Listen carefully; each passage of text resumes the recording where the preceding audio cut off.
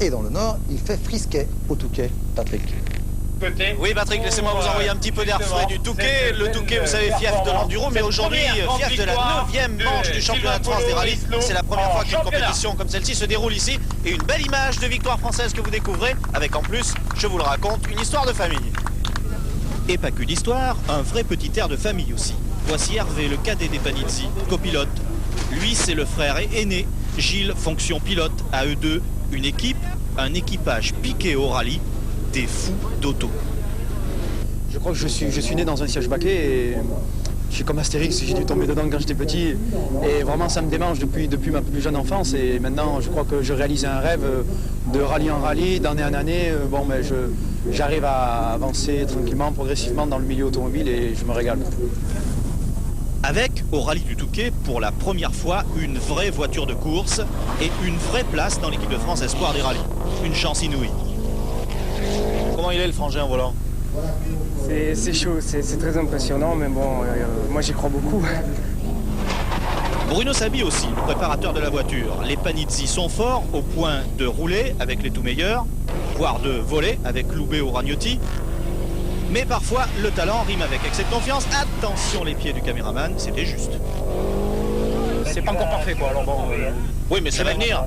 Ouais, je me fais pas de soucis, je sais que ça viendra, mais là je m'excite pas là. Et il vaut mieux, car le Touquet a fait de nombreuses victimes. Dès le début, parmi les favoris, Baroni, sorti dès la deuxième spéciale. Bernard Béguin, lui, s'est arrêté au soir de la première étape, moteur cassé. Depuis le rallye du Limousin, la malchance poursuit le champion de France. Tout allait bien, on venait de prendre la tête du rallye et ça se passait bien. Et on se sentait confiant avec Jean-Paul et ça nous est tombé sur la tête au moment où on s'attendait le moins. Alors, les routes du Nord appartiennent à un Belge, Paul Yetter. Il surprend tout le monde, sauf ceux qui suivent ses performances en championnat de Belgique. Une sortie de route mettra fin tout à l'heure à une course fantastique. Qui profite de la situation? Eh bien c'est lui, Sylvain Polo, et c'est l'ancien numéro 9. Équipe de France Espoir, 3e au Mont Blanc, 2e au Limousin. Il s'est envolé vers une victoire au Touquet. Le clan Renault a bien réussi également sur les routes du Nord, avec la 2e place de Philippe Bugalski.